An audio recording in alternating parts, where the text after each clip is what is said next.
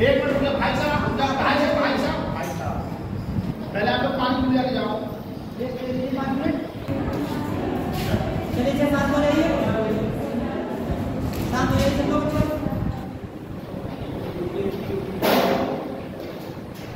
पहले 2 बच्चे हो जाए, ठीक है, इसके बाद स्टार्ट करते हैं। हमारा नाम सुपर होता है, ठीक है। टीचर ग्रुप से आते हैं और आप लोग के पॉलिटिक्स पढ़ाएंगे। जैसे आप लोग अभी टीचर की तैयारी कर रहे हैं, वैसे आप लोग भी सब्जेक्ट की तैयारी कर रहे हैं। और इसके लिए अभी जैसे कि जो टीचर के लिए दिए हुए हैं, जो टीचर के लिए हैं, और बिहार का भी टीचर दिया हुआ है। यूजीसी नेट का एग्जाम क्वालिफाई किया हमने हिस्ट्री से, और आप लोगों के लिए फिलहाल भी पॉलिटी के तौर पर आए हैं, पॉलिटी हम पढ़ाएंगे और आपको सर हिस्ट्री पढ़ा के रहेंगे, हिस्ट्री तक बाकी जैसे क्लास जरूर चलती रहेगी। आज हम लोग टॉपिक पर स्टार्ट करते हैं। और यदि और देखिए पॉलिटी हम लोग स्टार्ट करेंगे, पॉलिटी पढ़ेंगे बहुत आराम से, मजे के साथ पढ़ेंगे, बिना किसी प्रेशर के साथ। कहीं पे अगर कोई चीज समझ में ना आए तो तुरंत पूछ लीजिए, तुरंत बता देंगे, तुरंत एग्जाम पूछ पाए तो समझ लगेगा नहीं, सबके सामने पूछेंगे ऐसा लगेगा जो हमारे समझ नहीं आए इसके समझ में आ गई, ठीक है। तो बेइज्जती वाली कोई बात नहीं, बाद में चाहे तो बाद में पूछिए, ठीक है, बाद में बताएंगे। तो स्टार्ट करते हैं। देखिए पहला टॉपिक हम लोगों का संवैधानिक विकास। पहला टॉपिक रहेगा वो हमारा संवैधानिक विकास। अब संवैधानिक विकास का मतलब ये हुआ कि संविधान से संबंधित है। तो पहले तो संविधान देख लेते हैं। संवैधानिक विकास में पहला शब्द कौन सा आया है? संविधान। पहला मतलब संविधान कहते हैं, इसको आज यही नहीं पता लगेगा कि संविधान किसको कहते हैं, तो उसके बाद किस बात का विकास पता लगे कि संविधान किसको कहते हैं। तो संविधान का मतलब हुआ कि किसी भी क्षेत्र की शासन प्रणाली को, किसी भी क्षेत्र की शासन प्रणाली को संचालित करने वाले नियम कानून। तो बहुत छोटी सी परिभाषा है, ज़्यादा भारी होता नहीं, बहुत छोटी सी परिभाषा है। इसमें क्या मतलब कि किसी भी क्षेत्र की शासन प्रणाली को संचालित करने वाले जो भी नियम कानून होते हैं उसको क्या कहते हैं? संविधान कहते हैं। कोई जरूरी नहीं है कि इतनी मोटी किताब है उसी को संविधान कहते हैं।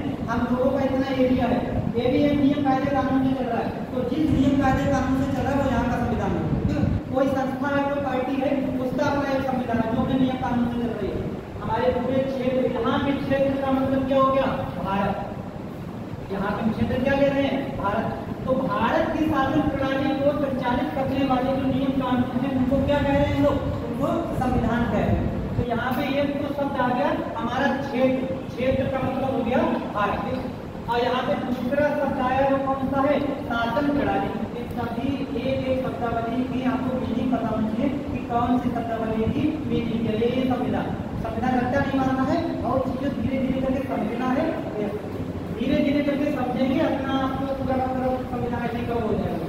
तो पहला बात है कि किसी भी क्षेत्र, क्षेत्र मतलब भारत, भारत की जितनी भी शासन प्रणाली है उस शासन प्रणाली को चलाने वाले जो नियम कानून है उसी को क्या कहते हैं? संविधान कहते हैं।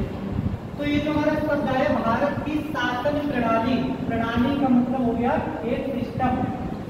प्रणाली का मतलब क्या हो गया? एक सिस्टम। तो इस सिस्टम को चलाने के लिए कुछ पार्ट्स होते हैं, कुछ ऐसे पार्ट्स होंगे जिनके बिना कोई सिस्टम नहीं चलता है। जैसे ये हम लोगों का सिस्टम चल रहा है, तो इस सिस्टम को चलाने के कुछ पार्ट्स हैं। एक पार्ट ये हो गया हमारा बॉडी, एक पार्ट हो गया, एक पार्ट आप लोग हो गए, तीसरे पार्ट हम हो गए, एक पार्ट ये हो गया। इन सभी पार्ट्स को मिलाकर ही तो ये सिस्टम चल रहा है। अगर मान लिया यहाँ पे आप लोग ना हो, आप लोग ना हो, अकेले हम हो, ये वाला भी पार्ट है, ये भी पार्ट है, ये वाला भी पार्ट है, क्लास चल पाएगी? नहीं चलता। या फिर ये वाला पार्ट ना हो, आप लोग भी यहाँ पे हैं, ये वाला पार्ट भी है, ये वाला पार्ट भी है, क्लास चल पाएगी? नहीं चल पाएगी। मतलब सभी के सभी पार्ट होना जरूरी है।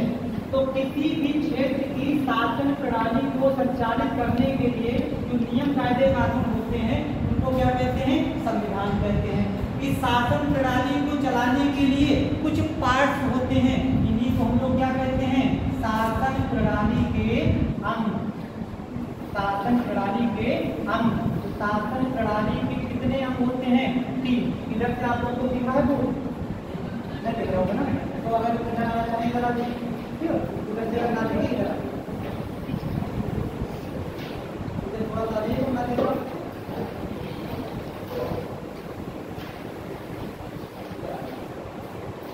चलिए, शासन प्रणाली के हमारे कितने अंग हो गए हैं? 3 अंग होते हैं जिनका शासन चलता है। एक को हम लोग क्या कहते हैं? एक को कहते हैं विधायिका। शासन प्रणाली का एक अंग क्या कहलाएगा? विधायिका। शासन प्रणाली का दूसरा अंग कहलाएगा, इसको कहते हैं कार्यपालिका। और शासन प्रणाली का एक तीसरा अंग होता है, इसको क्या कहते हैं? न्यायपालिका। ऐसे करके शासन प्रणाली के 3 अंग होते हैं। ज्यादा बड़े अंतर नहीं समझे, तो छोटे से लेवल से ऐसे समझ लो। जैसे मान लिया हम लोग घर में रहते हैं, घर में रहते हैं, घर में हर किसी के घर के कुछ ना कुछ नियम कायदे कानून होते हैं। मान लीजिए मेरे घर का एक नियम कायदा कानून, मेरे पापा ने एक नियम बना रखा है कि रात के 9 बजे के बाद कोई घर के अंदर नहीं आएगा। ये कानून बन गया। किसने बनाया? पापा ने बनाया। ठीक, तो पापा ने क्या बना दिया है? विधान।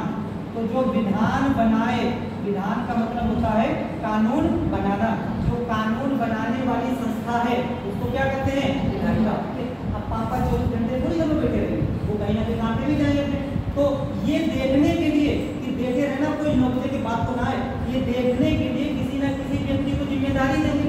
तो ऐसा व्यक्ति या ऐसी संस्था जो उस कानून को या उस विधान को क्या करे? लागू करे। जो संस्था उस संविधान को लागू करे उसको क्या कहेंगे? कार्यपालिका कहेंगे। पापा ने यह कानून बना दिया कि 9 बजे के बाद कोई घर के अंदर नहीं आएगा, और कोई घर के अंदर आए तो बाहर बने लॉट में बुलाना। ठीक है, ये नियम बना दिया। देखने के लिए कोई दूसरा व्यक्ति होगा, अरे जिम्मेदारी किसको दे रखी है? मम्मी को, भैया को, दीदी को, इनको जिम्मेदारी दे रखी। हम पता लगे किसी दिन पहुंचे रात के 10 बजे, अब एंट्री नहीं मिलेगी, पापा तो नहीं है घर पे, लेकिन बाकी के लोग देखने वाले लोग तो हैं, अब वो एंट्री नहीं दे रहे हैं। लेकिन हम 10 बजे पहुंचे, उसके पीछे कोई रीजन है। मान लीजिए यहाँ से हम गए और गए, रास्ते में पता लगी बारिश होने लगी, रुक गए, बाइक से आए हैं, रास्ते में बारिश होने लगी और भीगते हुए जाते तो बीमार पड़ जाते। तो हम जाते हैं, थोड़ा रुक के पहुंचेंगे। पहुंचते पहुंचते बज गए 10, तो 10 पहुंचे, पीछे कोई नहीं, कोई वजह है? पैसा थोड़ी बस कहीं ऐसे निकल गए घूमने के लिए, इस वजह से 10 बजे पहुंचे, कोई वजह है? ये बताओ, जब एक जेन्युइन वजह है डेट होने की, ऐसी सिचुएशन में घर के अंदर एंट्री मिलनी चाहिए नहीं मिलनी चाहिए? मिलनी चाहिए। लेकिन कानून तो ये कह रहा है कि घर के अंदर एंट्री नहीं मिलेगी।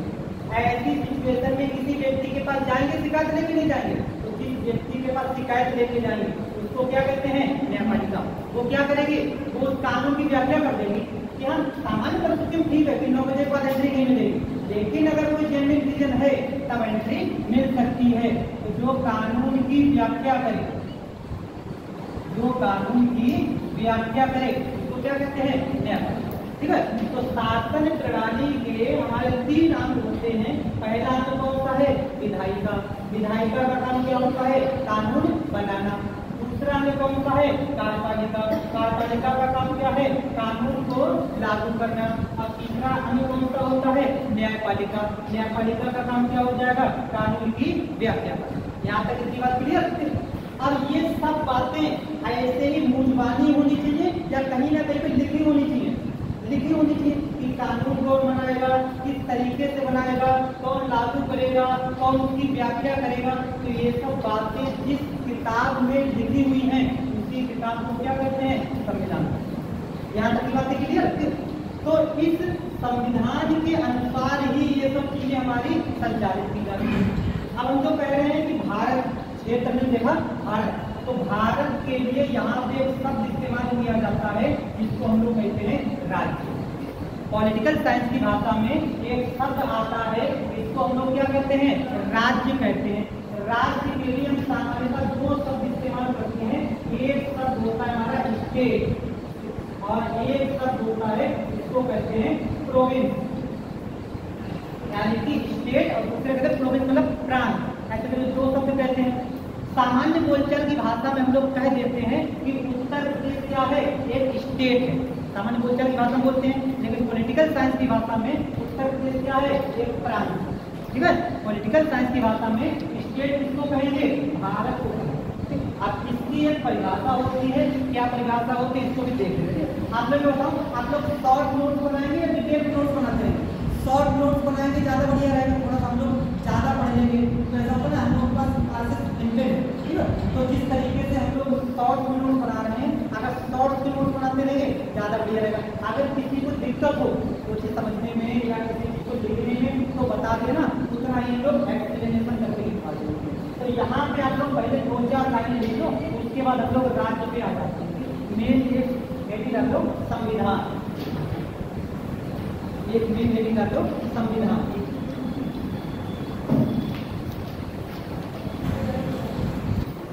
संविधान कहीं पे समझ में ना आए बता देना, उसको रिपीट कर देंगे, ठीक है। इसमें को पहला पॉइंट, किसी भी क्षेत्र की शासन प्रणाली, किसी भी क्षेत्र की शासन प्रणाली को संचालित करने वाले, किसी भी क्षेत्र की शासन प्रणाली को संचालित करने वाले नियम कानून को, नियम कानून को संविधान कहते हैं, संविधान कहते हैं। अगला पॉइंट, किसी भी क्षेत्र की शासन प्रणाली को संचालित करने वाले नियम कानून को संविधान कहते हैं। अगला पॉइंट, शासन प्रणाली के, शासन प्रणाली के 3 अंग होते हैं, शासन प्रणाली के 3 अंग होते हैं। अब ऐसे जैसे डायग्राम बना के लिखो, एक लिखो विधायिका, दूसरा कार्यपालिका और तीसरा न्यायपालिका। विधायिका, कार्यपालिका, न्यायपालिका।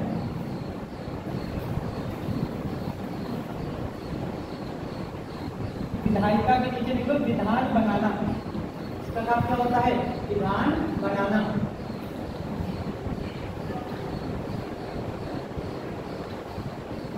कार्यपालिका के नीचे लिखो विधान को लागू करना, विधान मतलब कानून,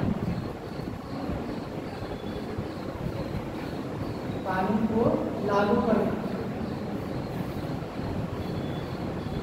और न्यायपालिका में लिखो कानून की व्याख्या करना, कानून की व्याख्या करना। अब इसको आगे देखते हैं किस तरीके से आगे प्रणाली हमारी काम करती है। हम लोग देख रहे हैं किसी भी एक शब्द आया हमारा राज्य, पॉलिटिकल साइंस की भाषा में राज्य किसको कहते हैं? ऐसी कोई भी संरचना जिसमें 4 तत्व शामिल हो, उन चारों तत्वों को मिलाकर अगर कोई संरचना बन जाए उसको क्या कहेंगे? राज्य कहेंगे। तो एक और कौन से तत्व होते हैं? पहला एक तत्व होता है अगर वहां पर भूभाग है, एक तत्व कौन सा होता है? भूभाग। दूसरा तत्व होता है उस भूभाग पर कोई जनसंख्या होनी चाहिए। अभी बताओ, ऐसा कोई समुद्र के आसपास, समुद्र को ऐसा आइलैंड है, कोई सा द्वीप है जहाँ पर भूभाग तो है लेकिन वहां पर कोई रहता ही नहीं, उसको राज्य कहेंगे क्या? तो राज्य तो नहीं कहेंगे, क्योंकि वहां पर तो जब लोग ही नहीं है तो काय बात की शासन प्रणाली, शासन प्रणाली थोड़ी रहेगी। तो भूभाग होना चाहिए। और दूसरा तत्व कौन सा होना चाहिए? जनसंख्या होनी चाहिए। तीसरा तत्व, वहां पर उस जनसंख्या को संचालित करने के लिए क्या होनी चाहिए? सरकार होनी चाहिए। और एक तत्व और होता है, इसको हम लोग कहते हैं संप्रभुता। संप्रभुता 4 पार्ट होते हैं, इन 4 पार्ट को मिलाकर ही किसी को क्या कहते हैं? राज्य या स्टेट कहते हैं। जैसे किसी के पास भूभाग होना चाहिए, जैसे मान लिया हम एग्जाम्पल ले लेते हैं भारत का, और दूसरा एग्जाम्पल ले लेते हैं मान लिया अपने उत्तर प्रदेश का। तो भारत की अगर बात करें भूभाग है, ठीक है, तो यहाँ पर भूभाग है। पूरे विश्व में 7वां सबसे बड़ा देश कौन सा है? भारत। तो भूभाग भी है, जनसंख्या भी है यहाँ की, ठीक है, जनसंख्या को उतना उठते हैं, चाइना को पीछे छोड़ दिया, ठीक है, तो जनसंख्या भी है, सरकार भी है यहाँ पर। अब इसको छोड़ देते, 3 ये पार्ट में ले लीजिए। उत्तर प्रदेश की बात करें, भूभाग है, पूरे भारत का 4था सबसे बड़ा राज्य है, भूभाग भी है, जनसंख्या भी है, पूरे भारत में पहले नंबर पर जनसंख्या के मामले में, सरकार भी है यहाँ पर, तीनों चीजें। संप्रभुता के बारे में बताओ। संप्रभुता का मतलब होता है सर्वोच्च निर्णय लेने का अधिकार, जहाँ पर हमारे निर्णय पर कोई डाउट ना करे। डाउट करने का मतलब किसी से बंधे हुए ना हो। अगर हमें किसी देश के साथ कौन सा संबंध बनाना है, कौन सा नहीं बनाना है, ये हमें डिसाइड करने का अधिकार हो, उसको क्या कहते हैं? संप्रभुता कहते हैं। उत्तर प्रदेश की सीमा नेपाल से लगती है। बस उत्तर प्रदेश सरकार का मन हो रहा है, बहुत दिन से लड़े नहीं है युद्ध, आज नेपाल के साथ युद्ध लड़ते कर सकते हैं? नहीं कर सकते ना। मतलब इनके पास संप्रभुता है क्या? संप्रभुता नहीं है। उत्तर प्रदेश के पास संप्रभुता नहीं है। भारत सरकार ऐसा डिसीजन ले सकती है, नहीं ले सकती है? भारत सरकार ले सकती है। तो भारत सरकार के पास संप्रभुता है। तो भारत सरकार के पास चारों तत्व शामिल है, लेकिन उत्तर प्रदेश सरकार के पास केवल 3 तत्व शामिल है। संप्रभुता का निर्णय उत्तर प्रदेश सरकार नहीं ले सकती। तो इसको लोग क्या कहेंगे? इसको प्रांत कहेंगे। सामान्य बोलचाल की भाषा हम लोग कह देते हैं राज्य, लेकिन ये क्या है? एक प्रांत है। स्टेट किसको कहेंगे? भारत को कहेंगे। जब भी हम लोग किसी अंतर्राष्ट्रीय मंच में जाते हैं तो वहाँ भारत को क्या बोला जाता है? स्टेट बोला जाता है। तो पॉलिटिकल साइंस की भाषा में 4 तत्वों को मिलाकर हमारा राज्य बन जाता है। तो सीधा का क्वेश्चन ऐसे करके आएगा कि निम्नलिखित में से किससे मिलाकर राज्य बनता है या किससे मिलाकर राज्य नहीं बनता है। 4 तत्व ऐसे करके ध्यान रखने: भूभाग, जनसंख्या, सरकार और संप्रभुता। इन्हीं चारों को मिलाकर क्या बन जाता है? हमारा राज्य बन जाता है। ऐसे करके लोग, लेकिन अगर स्टेट या राज्य 4 पॉइंट ऐसे करके उतार दो। किससे किससे मिलकर राज्य बनता है? भूभाग, जनसंख्या, सरकार, संप्रभुता। याद हो जाएगी चारों। एक बार बिना कहे देखो तो नंबर 1, भूभाग नंबर 2, जनसंख्या नंबर 3, सरकार नंबर 4, संप्रभुता। 4 चीजों से मिलकर हमारा क्या बन जाएगा? राज्य बन जाएगा। ठीक है, नोट कर दो इसे। 4 की 4 किसी को लोग पैसा मिलेगा एकदम आराम से, मन लगा बढ़िया तरीके से मौज मस्ती के साथ होगा। ठीक है,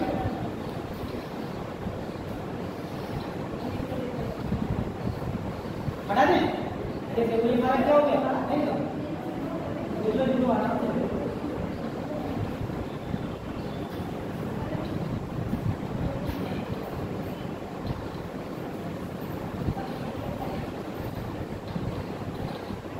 भूभाग, जनसंख्या, सरकार और संप्रभुता। हटा दें। ये देखो, ये हमारा क्या हो गया? ये हो गया राज्य। हम लोग फिर से थोड़ा सा पीछे जाते हैं। शासन प्रणाली के हमने 3 अंग देखे थे। ये 3 अंग कौन कौन से हैं? पहली प्रणाली को क्या कहते हैं? अंग को, पहले अंग को कहते हैं विधायिका। दूसरे अंग को क्या कहते हैं? कार्यपालिका, कार्यपालिका। और तीसरे अंग को क्या कहते हैं? न्यायपालिका, न्यायपालिका। इसको अंग्रेजी में अगर देखिए, इसको क्या कहते हैं? लेजिस्लेचर। इसको अंग्रेजी कहते हैं लेजिस्लेचर। इसको कहते हैं एग्जीक्यूटिव, एग्जीक्यूटिव। और इसको कहते हैं जुडिशियरी, जुडिशियरी। ऐसे करके 3 अंग होते हैं हमारे शासन प्रणाली के। अब क्योंकि भारत बहुत बड़ा है, भारत को अगर देखेंगे ऐसे करके, इतना बहुत बड़ा एरिया है भारत का, ऐसे करके इसको अगर भारत को आप लोग अगर देखोगे, ऐसा बहुत बड़ा एरिया भारत का। राजधानी कहाँ पर है?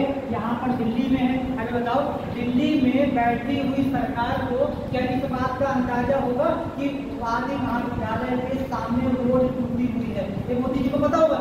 नहीं पता होगा, क्योंकि वो तो अगर आएंगे पीली के दौरे पे तो ऐसे रोड से घुमा के लेके जाएंगे, कहीं पे कोई जरा सा गड्ढा बना जा रहा है। ठीक है, ये बात किसको पता होगी? ये पीली वित्तीय जो हमारे लोकल जो लोग होते हैं, कहने वाले यहाँ की जो लोकल अथॉरिटी के लोग हैं, उनको पता होगी। यहाँ की नगर पालिका के लोगों को पता होगी, हमारे सभासद को पता होगी, हमारे मुख्यमंत्री तक को नहीं पता होगी। अगर वो भी आएंगे तो भी कहाँ से एकदम टैलेंट वाले लोग से इसे घुमा के कहाँ से लेके आएंगे, इधर वाले लोग से लेके आएंगे। ठीक है, मतलब ये है कि छोटे से लेवल की चीजें किसको पता होंगी? छोटे से इंडिया के लोगों को पता होगी। हमने मान लिया ये राज्य कौन सा हमारा? तमिलनाडु। देखिए ध्यान रखो, अपने नक्शा दिमाग में बिठा के रखो। जो भी हम लोग पढ़ रहा है, नक्शा दिमाग में बिठा के रखो, कौन सी चीज कहाँ पे है। जैसे ही हम लोग अगर किसी जगह से आपसे बात करें कि पता लगे गुजरात कहाँ पे, तुरंत नजर जानी चाहिए गुजरात हमारा यहाँ पर। अगर आपसे आ रहा है अरुणाचल प्रदेश कहाँ पे, तुरंत नजर जाए अरुणाचल प्रदेश यहाँ पर। दिमाग में नक्शा एकदम क्लियर होना चाहिए आपके, भारत के भी और विश्व के भी। जैसे मान लीजिए ये राज्य हमारा कौन सा है, ये हमारा हो जाएगा तमिलनाडु।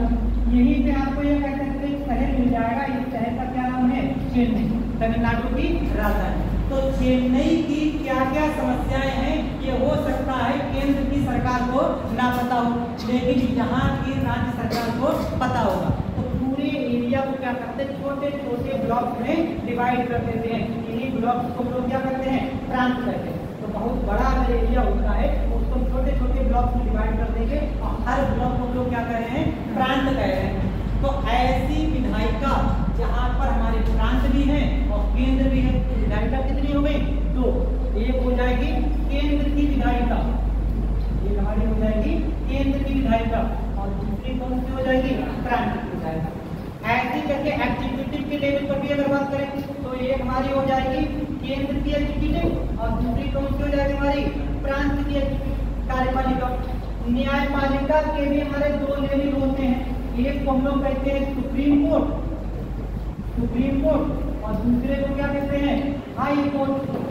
हाई कोर्ट कहाँ होते हैं, प्रांतों में होते हैं, और सुप्रीम कोर्ट कहाँ होता है, केंद्र में, यानी कि दिल्ली में। पूरे भारत में एक ही सुप्रीम कोर्ट है हमारा। तो ऐसे करके छोटे छोटे टुकड़ों में जब उसको डिवाइड करते हैं तो हमारी विधायिका, कार्यपालिका और न्यायपालिका 2 हिस्सों में बढ़ जाती है। हालांकि न्यायपालिका का स्तर अलग चलता है, जिस तरीके से ये केंद्र और प्रांत के स्तर पे काम करते हैं वैसे न्यायपालिका काम नहीं करती है। न्यायपालिका के सब विधेयक देती है।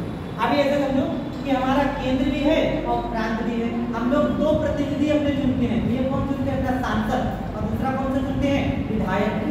तो विधायक जो होते हैं वो कहाँ के होते हैं, प्रांत के होते हैं, वो लखनऊ में होते हैं। तो यहाँ पे तो कहाँ पे काम करेंगे, लखनऊ में। सांसद जिनको हमने चुना वो कहाँ काम करेंगे, केंद्र में, दिल्ली में। तो जो हमारी केंद्र की विधायिका होती है उसको क्या कहते हैं, संसद कहते हैं, और जो प्रांत की विधायिका होती है इसको क्या कहते हैं, इसको राज्य विधान मंडल कहते हैं। ठीक है, जो प्रांत की विधायिका है इसको राज्य विधानमंडल कहेंगे, जो केंद्र की विधायिका है इसको संसद कहेंगे।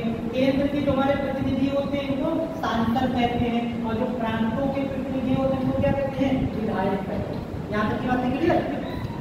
कार्यपालिका के स्तर की लोग बात करें तो केंद्र की कार्यपालिका अलग और प्रांत की कार्यपालिका अलग। इस पूरी कार्यपालिका को हम लोग 2 हिस्सों में बांट लेते हैं। एक हमारी होती है स्थायी कार्यपालिका और दूसरी कौन सी होती है, अस्थायी कार्यपालिका। अस्थायी का मतलब है टेम्परेरी, आज है थोड़े दिन बाद नहीं होगी। इसमें हम लोग किसको शामिल करते हैं, मंत्री परिषद। जितने जो भी कानून संसद के द्वारा बनाया जाता है उसको लागू कौन करता है, मंत्री परिषद लागू करेगी। तो मंत्री परिषद हमारी कैसी कार्यपालिका है, अस्थायी है। आज मंत्री है, कभी नहीं है। बहुत ज्यादा कितने दिन कर लेंगे, 5 साल। 5 साल के बाद तो जाना ही जाना है, 5 साल से पहले भी जा सकते हैं। तो ये कैसे हो गए, अस्थायी हो गए। जितने भी मंत्री होते हैं ये तब तक अपने पद पर रहते हैं जब तक राष्ट्रपति चाहे। आज अगर राष्ट्रपति चाहे इनको इनके पद से हटा देगा। प्रांत के मंत्री हैं तो राज्यपाल चाहेंगे, तो इनका कोई ऐसा थोड़ी नहीं बस परमानेंट एक बार मंत्री बना दिए, अब तो जब तक है जीवित तब तक मंत्री है, ऐसा थोड़ी होता है। ये कैसे हैं, अस्थायी। लेकिन कुछ ऐसे होते हैं जो कैसे होते हैं, स्थायी होते हैं। जैसे मान लिया आप लोग अभी तैयारी कर रहे हैं, थोड़े समय के बाद मान लिया आप लोगों ने यूपीएससी का एग्जाम दिया, वहाँ आप लोगों ने अच्छी रैंक लेके आए और उसी पोस्ट मिल गई, आईएएस की थोड़ी सी कम रह गई या फिर जुनून है वर्दी वाला तो कौन सी पोस्ट ले ली, आईएएस की ले ली। तो रैंक का तो फर्क पड़ता ही पड़ता है। कई बार जुनून है वर्दी वाला, पता लगे रैंक बनाई है लेकिन फर्स्ट रैंक पर यहाँ पे अशोक जी ने लगा होना चाहिए। तो कौन सी वर्दी फर्स्ट प्रेफरेंस पे, आईपीएस वर्दी। तो चाहे आप आईपीएस बन गए चाहे आईपीएस बन गए, तो पूरे जिले की जिम्मेदारी किसकी है, आपकी है। तो चाहे नई नई हमारी कानून संहिताएं हैं, डीएनएस वगैरह, इनको लागू करने की जिम्मेदारी किसकी है, इन्हीं अधिकारियों की होती है। ये बताओ, ये अधिकारी 5 साल के लिए होते हैं एकदम पास, एक बार समझे परमानेंट। जब तक ये लोगों की रिटायरमेंट की एज नहीं आ जाएगी तब तक ये लोग काम करते रहते हैं। तो जितना भी हमारा प्रशासनिक तंत्र होता है, ब्यूरोक्रेसी, प्रशासनिक तंत्र किसका हिस्सा होता है, ये हमारा कार्यपालिका का हिस्सा होता है। छोटी मोटी पोस्ट नहीं है, यदि आईएएस कुछ बन जाओ तो कौन बन जाओ, जाके एग्जीक्यूटिव के हिस्से बन जाओ। तीसरा हमारा जो कौन सा है, न्यायपालिका। केंद्र के स्तर की न्यायपालिका क्या कहलाती है? Supreme court. और राज्य के स्तर की न्यायपालिका क्या कहलाती है?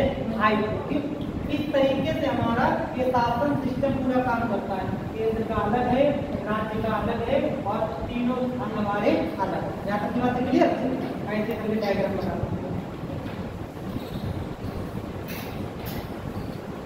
ठीक है।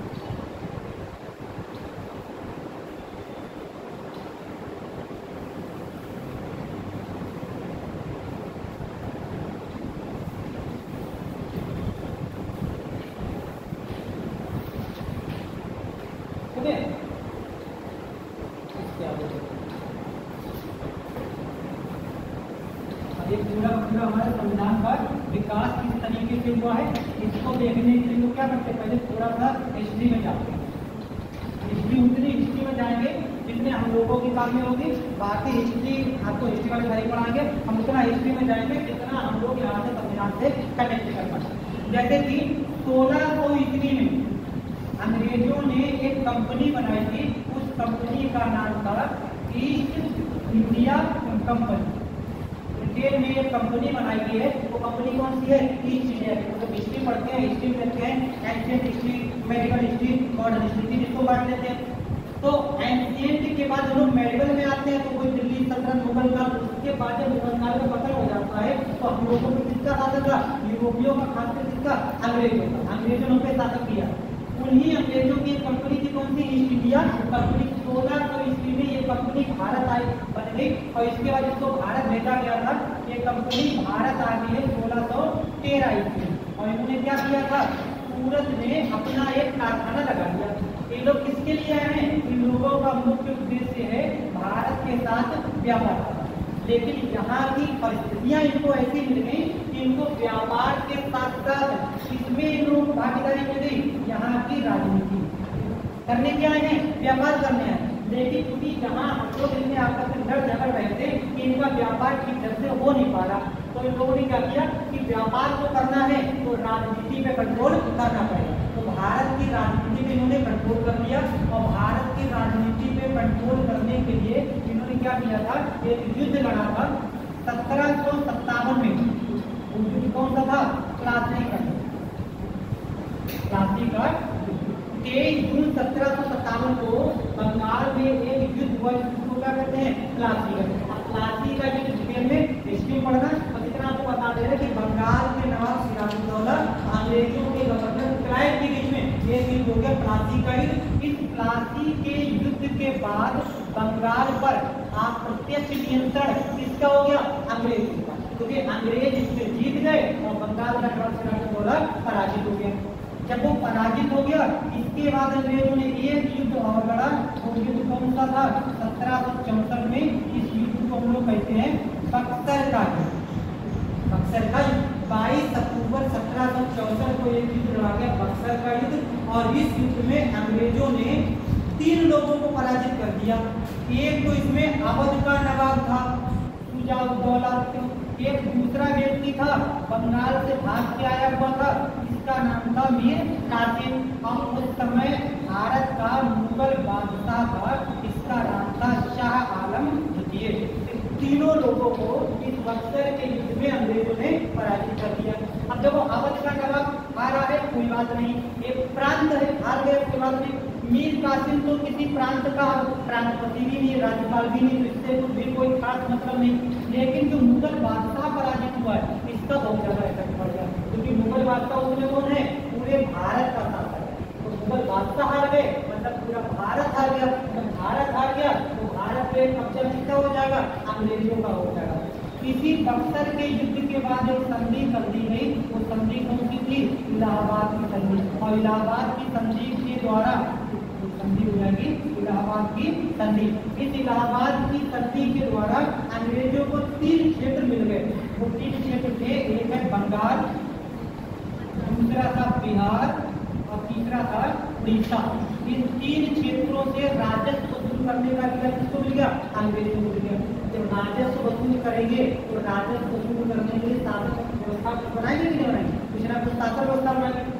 अंग्रेज हमारे यहाँ है तो हमारे यहाँ उनको शासन बिठाना है, तो शासन बिठाने के लिए वो क्या कर रहे हैं? अपने स्तर पे कानून बना रहे हैं। तो जो उनका कानून है वही हमारे लिए क्या हो गया? संविधान हो गया। तो अंग्रेजों के द्वारा पारित किया गया ऐसा पहला कानून कौन सा था? 1773 का रेगुलेटिंग एक्ट। सबसे पहले एक एक्ट पारित किया गया था ब्रिटिश संसद के द्वारा। उस एक्ट को क्या कहते हैं? 1773 का रेगुलेटिंग एक्ट। भारत में संविधान बनने की शुरुआत यही हुई। भारत में लिखित संविधान आज का है, इस संविधान की शुरुआत कहाँ से होती है? 1773 के रेगुलेटिंग एक्ट के द्वारा। इस एक्ट के द्वारा सबसे मेन काम ये किया गया था कि जो कलकत्ता है, बंगाल की राजधानी कहाँ थी? कलकत्ता। इस कलकत्ता में क्या किया गया? सरकार के द्वारा एक सुप्रीम कोर्ट स्थापित किया गया। आज हमारे दिल्ली में सुप्रीम कोर्ट है, ऐसा ही एक सुप्रीम कोर्ट कहाँ स्थापित किया जाना था? कलकत्ता में 1773 के रेगुलेटिंग एक्ट के द्वारा। जैसे आज हमारे संविधान में बीच में संशोधन होते हैं, ऐसे करके यहाँ पर भी आगे कई अधिनियम आएंगे, उन्हीं के माध्यम से हमारा संविधान बनेगा। तो 1773 के रेगुलेटिंग एक्ट के बाद कई एक्ट आए हैं, इनमें मेन एक्ट देख लेते हैं। अगला हमारा आ जाएगा 1793 का चार्टर अधिनियम। 1793 का चार्टर अधिनियम। चार्टर का मतलब लाइसेंस, कंपनी का लाइसेंस रिन्यू किया जाता था। तो 1793 के चार्टर अधिनियम के द्वारा कंपनी के लाइसेंस को रिन्यू कर दिया गया 20 साल के लिए। अगले 20 साल जो कब आ जाएंगे? 1813। अगला एक्ट कब आ गया? 1813 का चार्टर अधिनियम। ऐसे करके कई अधिनियम आते चले जा रहे हैं। ये अधिनियम आप लोग इतिहास में पढ़ेंगे। लास्ट में हमारा एक अधिनियम आता है 1935 का भारत सरकार अधिनियम। जितने भी हमारे अधिनियम थे उनमें सबसे बड़ा अधिनियम कौन सा पारित किया गया था? 1935 का भारत सरकार अधिनियम। तो जब ये अधिनियम आ गया, ये पहले के जितने भी अधिनियम थे, ये सब अधिनियम किसके द्वारा बनाए जा रहे थे? ब्रिटिश संसद के द्वारा। ये सब कानून बनाए जा रहे हैं ब्रिटिश संसद के द्वारा। अब ब्रिटिश संसद यहाँ से कोसों दूर और शासन कहाँ कर रहे हैं? भारत से। तो ये तो व्यवस्था गलत हो गई।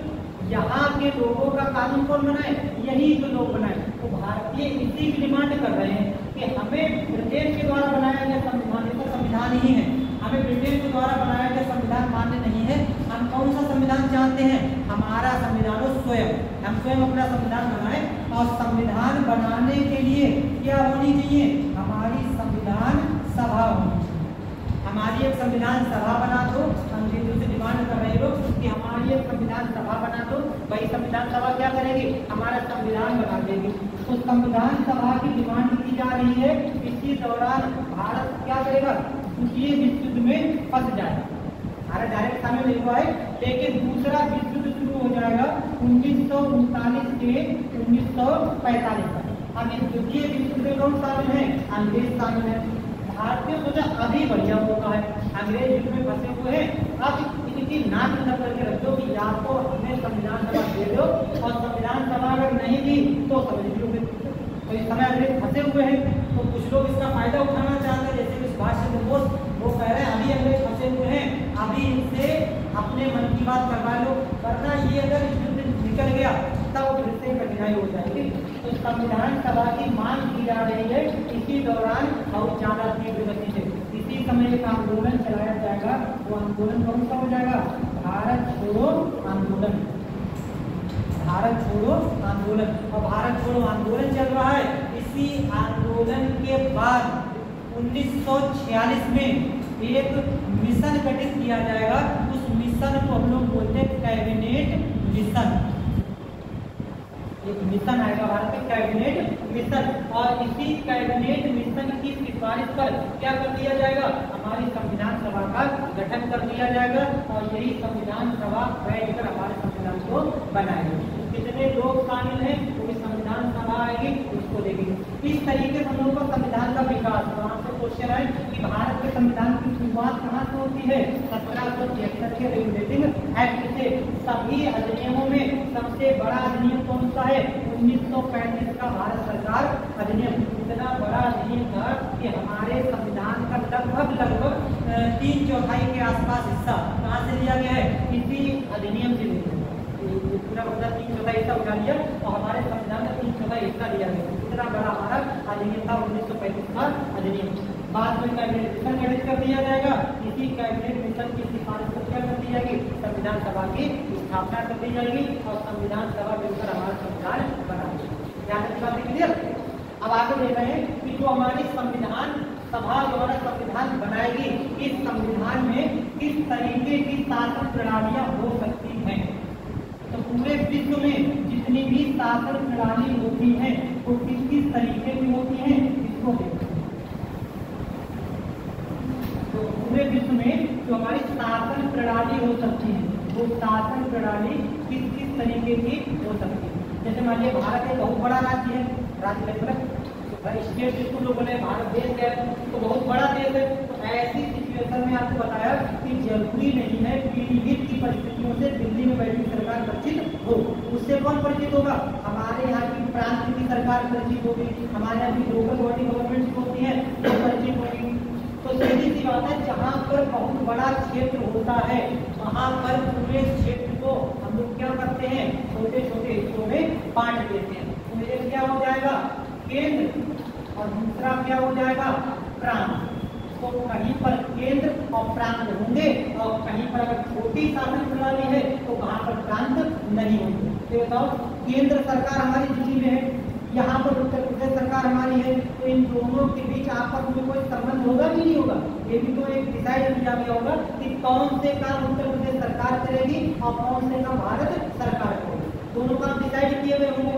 ऐसा थोड़ी कि बस चिंता बनोगा उसने वो काम कर लिया, बाकायदा एकदम डिसाइड किया गया होगा कि ये काम केंद्र सरकार करेगी और ये काम प्रांत की सरकार करेगी।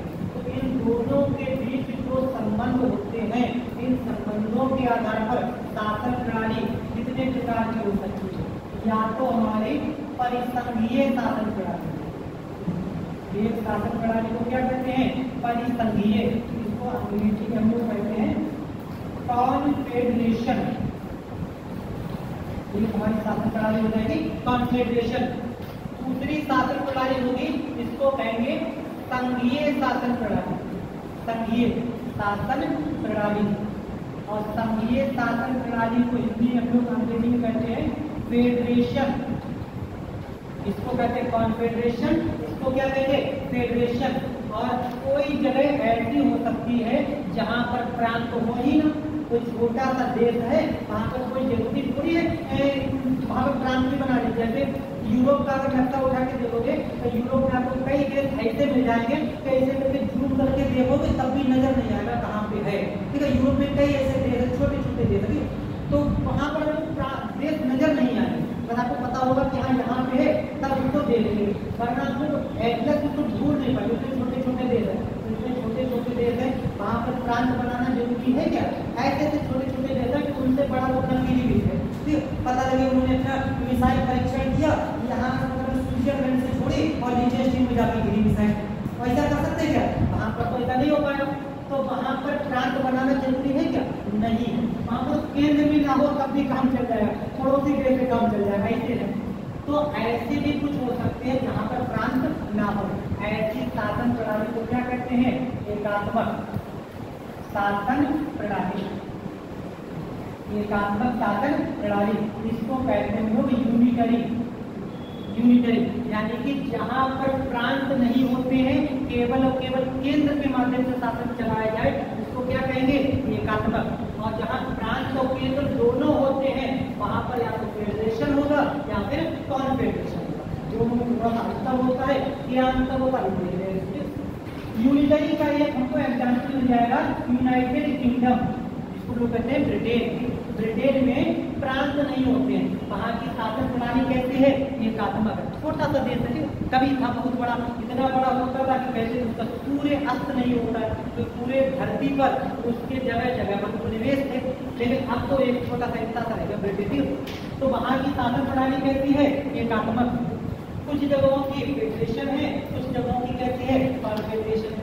जैसे कि एग्जाम्पल के तौर पे इसको देख लें, ये होता था, इसको हम लोग बोलते थे सोवियत संघ, इसको अंग्रेजी में कहते हैं USSR। ये होता था, अब नहीं, एक देश होता था हमारा सोवियत संघ, कैसा था? कॉन्फेडरेशन। अब ये टूट गया, जब ये टूट गया तो इसका एक छोटा सा अस्तित्व बचा है, वो कौन सा है? रूस। अभी क्या एरिया है? रूस। पहले कई छोटे छोटे देश नहीं, यहाँ पे एक देश हमारा होता था, कौन सा था? सोवियत संघ। तो सोवियत संघ टूट गया तो आज क्या बच गया है? रूस बच गया है। बाकी कई देश हम लोग देखेंगे, कजाकिस्तान, उज्बेकिस्तान, तुर्कमेनिस्तान, ये सब देश कहाँ से निकले हैं? इसी सोवियत संघ से निकले हैं। एक ऐसा था कॉन्फेडरेशन था। फेडरेशन की अगर हम लोग बात करें, इसका हमको एक एग्जाम्पल मिल जाएगा USA, अमेरिका। अमेरिका कैसा है? फेडरेशन है। और यूनाइटेड किंगडम कैसा है? यूनिटरी है। इनमें अंतर क्या होता है? जैसे कि यहाँ पर हमारे केंद्र भी होता है और यहाँ पर प्रांत भी होते हैं। यहाँ पर भी अगर देखें तो केंद्र भी होगा और प्रांत भी होंगे। जब केंद्र और प्रांत अलग अलग होंगे तो सीधी सी बात है, इनके बीच शक्तियों का विभाजन किया जाए। शक्तियों का विभाजन मतलब कौन से विषय पर केंद्र काम करेगा और कौन से विषय पर प्रांत काम करेगा, ये विभाजन किया जाएगा स्पष्ट रूप से। यहाँ पर भी अगर देखें तो यहाँ पर भी शक्तियों का स्पष्ट विभाजन किया जाएगा फेडरेशन में, कि कौन से विषय पे केंद्र काम करेगा और कौन से विषय पे प्रांत काम करेगा। ये शक्तियों का जो विभाजन किया जाएगा, ये ऐसे नहीं किया जाएगा, इसके लिए एक लिखित संविधान होगा। लिखित संविधान मतलब बाकायदा सारी चीजें लिखी हुई होंगी। ऐसा नहीं बस ऐसे बोल दिया कि ये काम हम कर लेना, ये काम हम कर लेंगे, ऐसा कुछ नहीं। स्पष्ट रूप से लिखा हुआ होगा, लिखित संविधान होगा। यहाँ पर भी क्या होगा? एक लिखित संविधान होगा। जब लिखित संविधान होगा यहाँ पर भी और यहाँ पर भी, और शक्तियों का विभाजन किया गया है, तो क्या ये संभावना समाप्त हो जाती है कि इनके बीच कभी विवाद नहीं होगा? भाई कितना भी लिखा पढ़ी सही, फिर भी विवाद हो जाता है, विवाद नहीं हो जाता है। तो ऐसे में अगर लिखित संविधान के बावजूद भी केंद्र और प्रांत के बीच किसी तरीके का विवाद हो जाए, या आपने हमारी शक्तियों का उल्लंघन किया या आपने हमारी शक्तियों का उल्लंघन किया, तो इसको निर्णय करने के लिए ये क्या होती है? स्वतंत्र न्यायपालिका होती है। यहाँ पर भी क्या होगी? एक स्वतंत्र न्यायपालिका होगी और यहाँ पर भी क्या होगी? एक स्वतंत्र न्यायपालिका होगी। मतलब वो डिसाइड करेगी कि ऐसा तो नहीं कि केंद्र के कार्य को प्रांत ने कर दिया, प्रांत के कार्य को केंद्र ने कर दिया। ये काम कौन करेगा? एक स्वतंत्र न्यायपालिका करेगी। तो दोनों शासन प्रणाली में ये हो गई इतनी समानता है। मतलब पहली बात, कॉन्फेडरेशन और फेडरेशन में दोनों जगह केंद्र भी होगा और प्रांत भी होंगे। दोनों में शक्तियों का स्पष्ट विभाजन किया जाएगा, दोनों के बीच लिखित संविधान होगा, दोनों के में स्वतंत्र न्यायपालिका होगी। ये तो समानताएं होगी। एक होती है असमानता। असमानता ये होती है कॉन्फेडरेशन में होता ये है यहाँ पर जितने भी प्रांत होते हैं, जितने भी प्रांत हैं, ये आपस में जुड़े हुए होते हैं एक अनुबंध के माध्यम से। अनुबंध का मतलब है शर्त। शर्त का मतलब है कि जब तक हम लोगों में आपस में बन रही है, ये सब प्रांत हैं, इन सभी प्रांतों ने मिलकर क्या किया है, एक केंद्र बना लिया। जब तक हम लोगों के संबंध ठीक है तब तक हम लोग मिलकर काम कर रहे हैं। जिस दिन हम लोगों के संबंध खराब हो जाएंगे उस दिन भैया तुम अपने रास्ते, हम अपने रास्ते। समझिए, सब प्रांत क्या हो जाएंगे, अलग अलग हो जाएंगे। जब सब प्रांत अलग हो जाएंगे तो केंद्र का अस्तित्व रह जाएगा क्या, केंद्र का अस्तित्व नहीं रह जाएगा। क्योंकि केंद्र बना कहां से है, प्रांतों से ही तो बना है। तो जब प्रांतों से केंद्र बना है तो केंद्र का अस्तित्व क्या हो जाएगा, समाप्त हो जाएगा। तो यहाँ पर जो प्रांत होते हैं ये क्या करते हैं, एक अनुबंध करते हैं। मतलब ये होता है इनको केंद्र से अलग होने का, केंद्र से अलग होने का अधिकार होता है। जब चाहे तब केंद्र से अलग हो जाएंगे। कौन सी शासन प्रणाली में, कॉन्फेडरेशन में। यही हुआ था। सोवियत संघ कई राज्यों का क्या था, एक मिला जुला संगठन था। 1991 में सोवियत संघ टूट गया, अलग अलग राज्य हमारे अस्तित्व में आ गए। तो यहाँ पर इन राज्यों को जब केंद्र से अलग होने का अधिकार है, मतलब ये हुआ कि प्रांत जब चाहे अलग हो जाएंगे तो केंद्र का अस्तित्व क्या हो जाएगा, समाप्त हो जाएगा। इसको क्या कहते हैं, इसको हम लोग कहते हैं अविनाशी राज्यों का विनाशी संघ। इसका मतलब ये हुआ कि यहाँ पर राज्यों का विनाश नहीं होता, राज्य वैसे बने रहेंगे।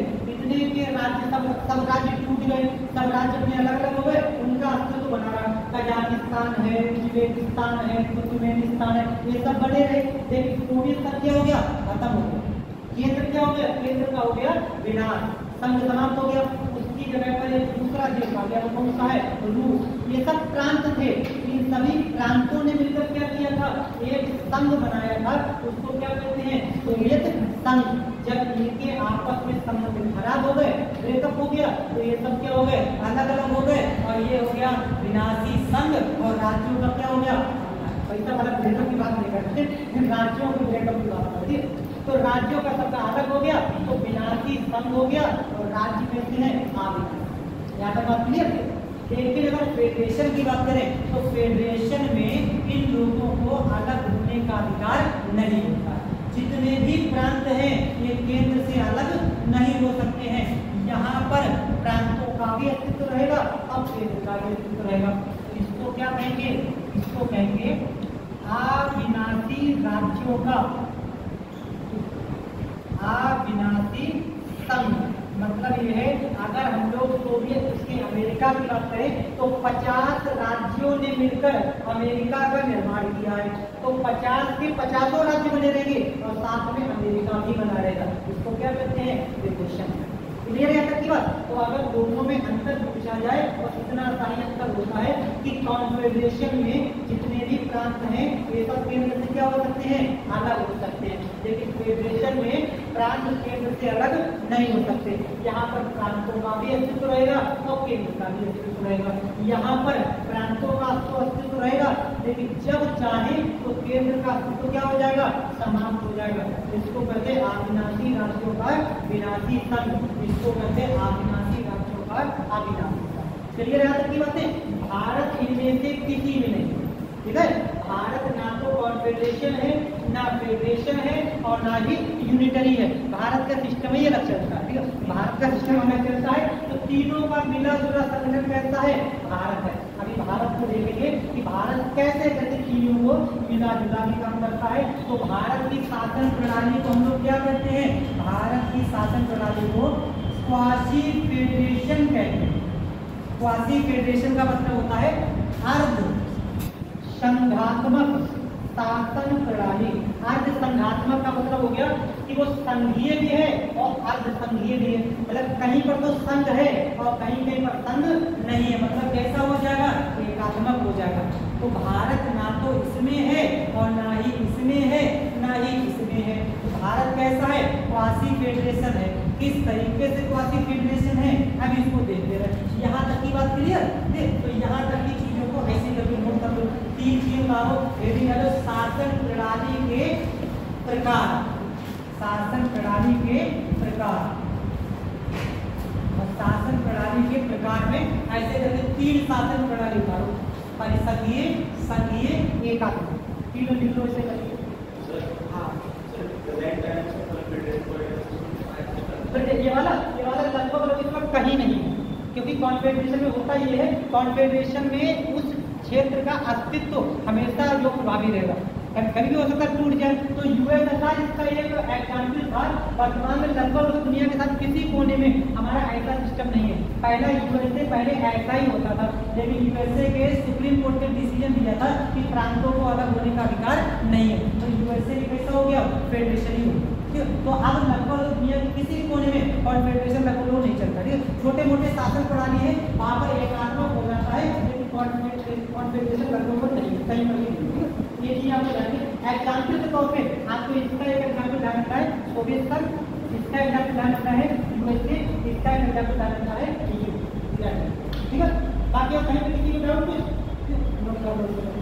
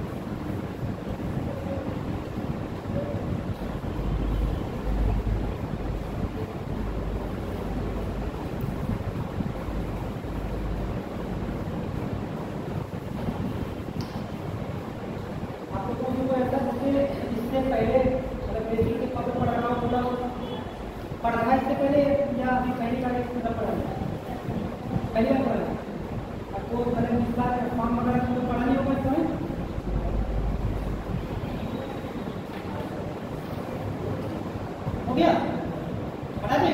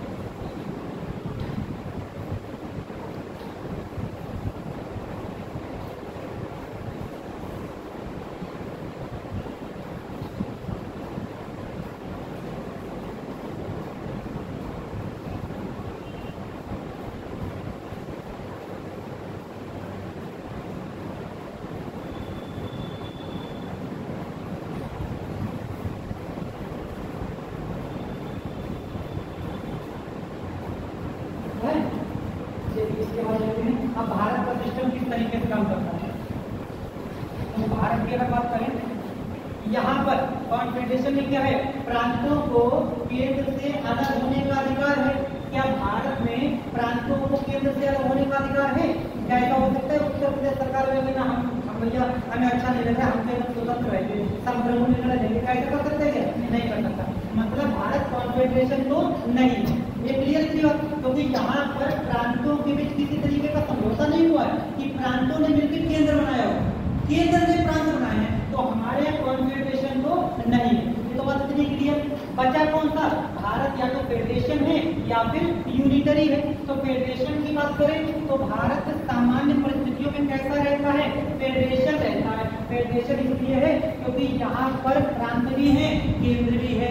प्रांतों और केंद्र के बीच लिखित संविधान भी है, स्पष्ट शक्तियों का विभाजन भी किया गया है, स्वतंत्र न्यायपालिका भी है, अलग होने का अधिकार भी नहीं है। सारी विशेषताएं, जितनी विशेषताएं यहाँ पे बताइए, सारी विशेषताएं भारत को लागू होती है।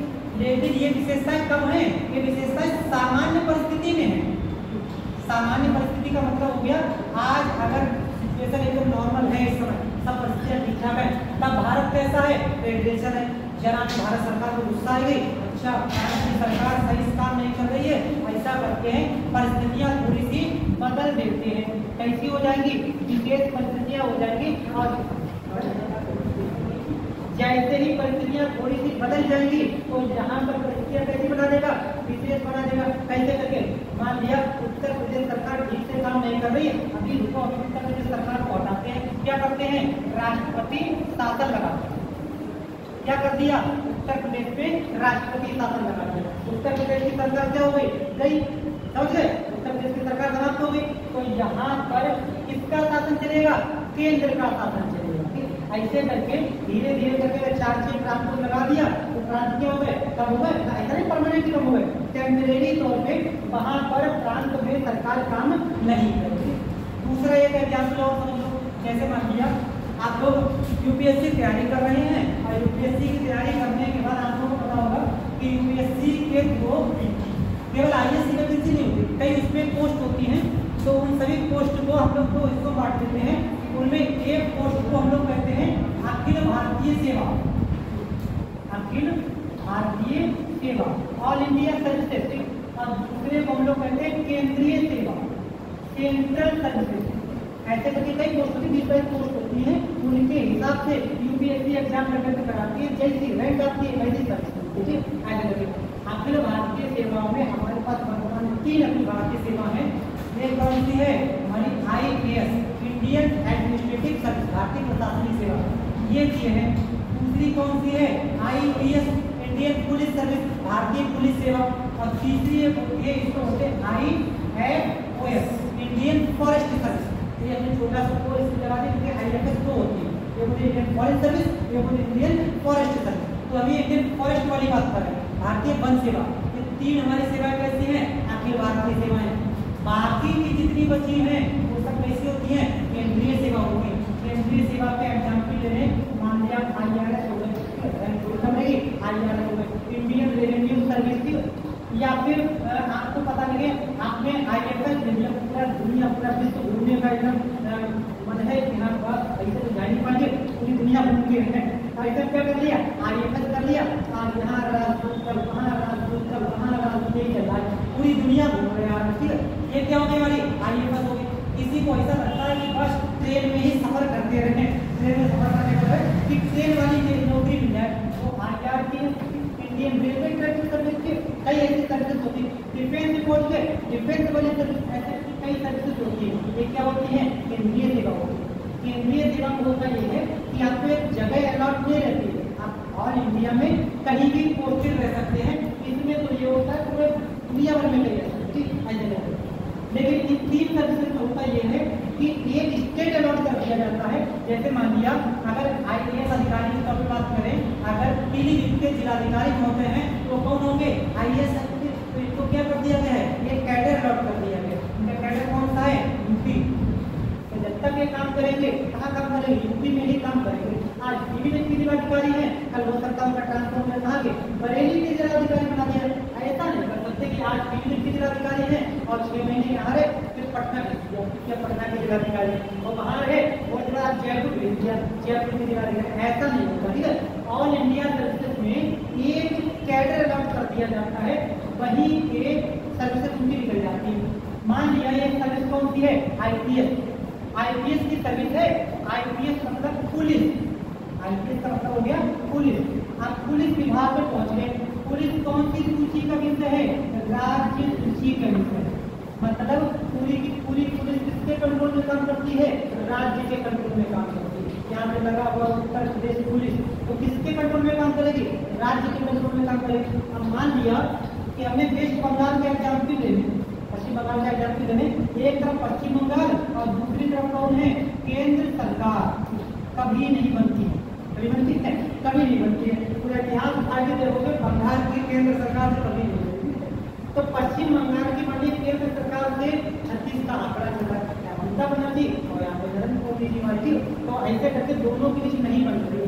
अब मान लिया कि केंद्र के कोई मंत्री पश्चिम बंगाल की यात्रा पर, और ये हमारे गृहमंत्री जी कहाँ की यात्रा पे गए हुए हैं? पश्चिम बंगाल की यात्रा पे गए हुए हैं। और जब पश्चिम बंगाल की यात्रा पे गए हुए हैं तो यहाँ इनको प्रोटेक्शन कौन देगा?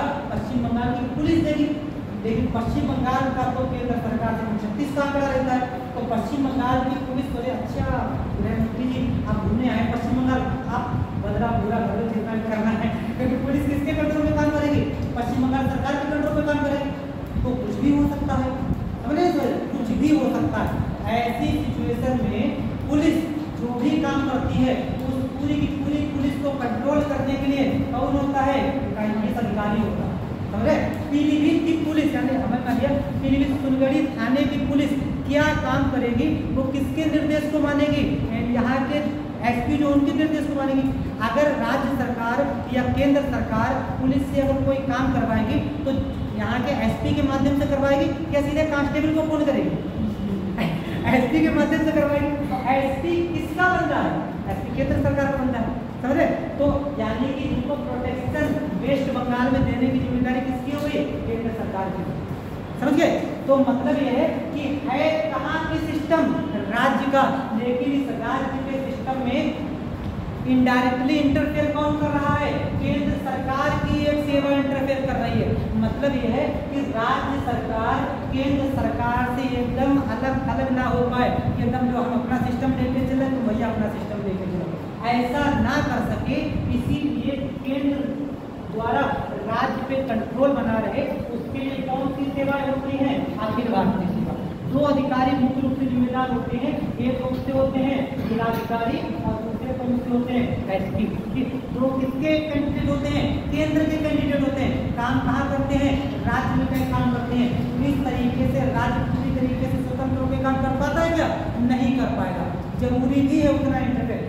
ऐसी सिचुएशन में राज्य के लिए क्या बना दी जाती है?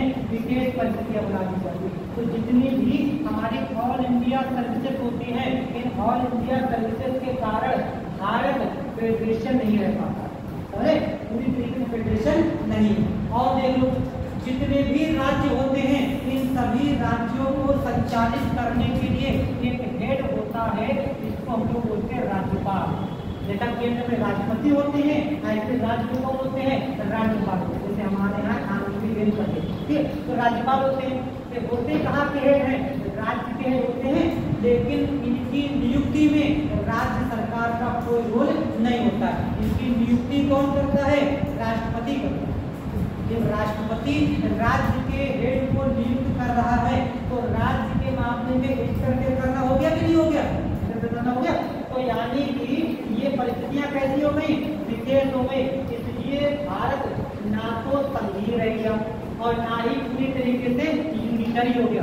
कि राज्य तो है, सामान्य परिस्थिति में तो सिस्टम वैसे ही चलता है, लेकिन विशेष परिस्थितियां कुछ ऐसी होती हैं जिनमें केंद्र हावी हो जाता है और राज्य कमजोर पड़ जाते हैं। इसलिए भारत ऐसा हो गया, बीच की सिचुएशन में आ गया, आधा इधर आधा इधर। इसलिए क्या कहते हैं भारत को? भारत की शासन प्रणाली कैसी है?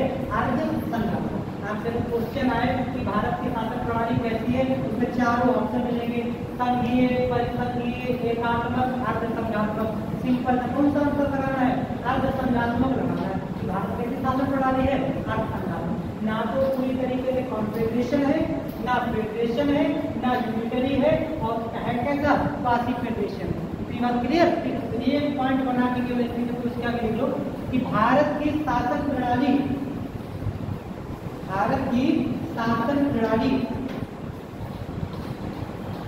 सामान्य परिस्थितियों में तो भारत की शासन प्रणाली सामान्य परिस्थितियों में तो संघीय यानी फेडरेशन, किंतु विशेष परिस्थितियों में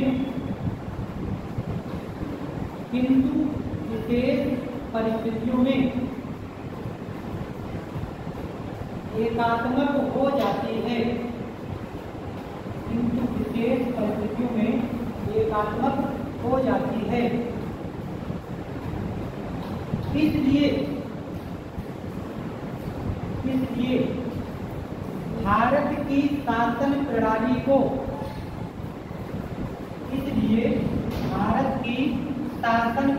को क्वासी फेडरेशन क्वासी फेडरेशन उसको हिंदी में कहते हैं अर्ध संघात्मक। इसलिए भारत की शासन प्रणाली को क्वासी फेडरेशन या अर्ध संघात्मक शासन प्रणाली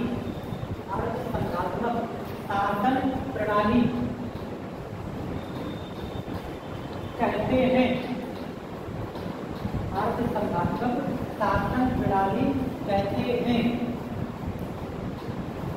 ठीक है, ये भारत की शासन प्रणाली का एक तरीका हो गया। और आगे देख लेते हैं, इसके बाद हमें आगे देखा। अगला हमारा इसी में आ जाता है, एक होने शासन प्रणाली का ये तरीका देखा, शासन प्रणाली का ही एक अन्य प्रकार होता है। शासन प्रणाली का अन्य प्रकार और क्या प्रकार होता है? जैसे हमने देखा कि केंद्र है हमारा, राज्य है, तो केंद्र में भी कुछ पदाधिकारी होते हैं, राज्य में भी कुछ पदाधिकारी होते हैं। जैसे कि केंद्र में हमारी क्या है? संसद, और राज्य में क्या है? राज्य का विधान मंडल। संसद के लोग अगर बात करें तो 3 अंग होते हैं, उन 3 अंगों से मिलकर हमारी संसद बन जाती है। इसमें देखो कौन कौन से 3 अंग होते हैं। ये होता है हमारा राष्ट्रपति, दूसरा एक सदन होता है जिसको कहते हैं राज्यसभा, और एक तीसरा अंग होता है जिसको कहते हैं लोकसभा। तो अगर आपसे क्वेश्चन है कि संसद का निर्माण किसके मिलकर होते हैं? 3 लोग होते हैं, एक हमारा राष्ट्रपति, दूसरा एक सदन होता है राज्यसभा, और एक सदन कौन सा होता है? लोकसभा। इन तीनों को मिलाकर क्या बनती है? संसद बनती है। जब तक तीनों नहीं मिलेंगे तब तक संसद नहीं बनेगी। केवल राज्यसभा और लोकसभा को मिला के संसद नहीं बनती। ठीक है, जब तीनों मिल जाएंगे तो हमारी क्या बन जाएगी? संसद बन जाएगी। ठीक है, सदन अगर पूछे जाए कि संसद में सदन कितने होते हैं, तो संसद में अंग कितने होते हैं? 3। ऐसे राज्य के विधानमंडल की बात करें, राज्य का विधानमंडल भी सामान्यतः 2 अंगों से, लेकिन कुछ परिस्थितियों में 3 अंगों से मिलकर होता है। इसमें देखो कौन कौन होता है? एक राज्यपाल, और जैसी यहाँ पर राज्यसभा होती है ऐसी राज्य में क्या होती है? विधान परिषद, और जैसी यहाँ पर लोकसभा होती है ऐसी राज्य में क्या होती है? विधान सभा।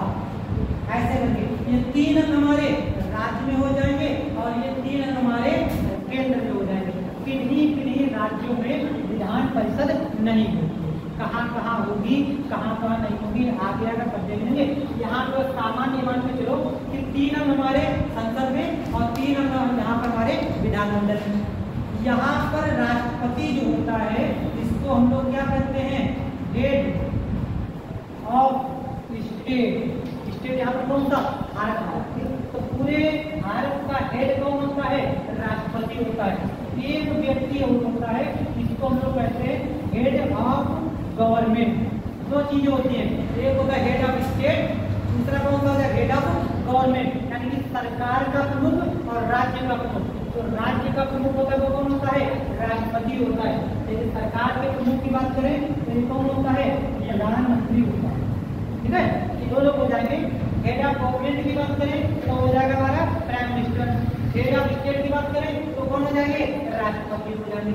इनमें आपस में भी कुछ ना कुछ संबंध होते हैं, तो इनमें जो संबंध होंगे उनके आधार पर शासन प्रणाली हमारी 2 प्रकार की होती है। एक को हम लोग कहते हैं अध्यक्षीय शासन प्रणाली, एक को हम लोग कहते हैं अध्यक्षीय शासन प्रणाली और दूसरे को हम लोग कहते हैं संसदीय शासन प्रणाली। दो तरीके की हमारी शासन प्रणाली यहाँ पे हो जाएगी, एक हो जाएगी अध्यक्षीय और दूसरी कौन सी संसदीय। एक बात बताओ, जैसे मान लीजिए आपसे अगर क्वेश्चन आ जाए अमेरिका के राष्ट्रपति कौन है? Donald Trump.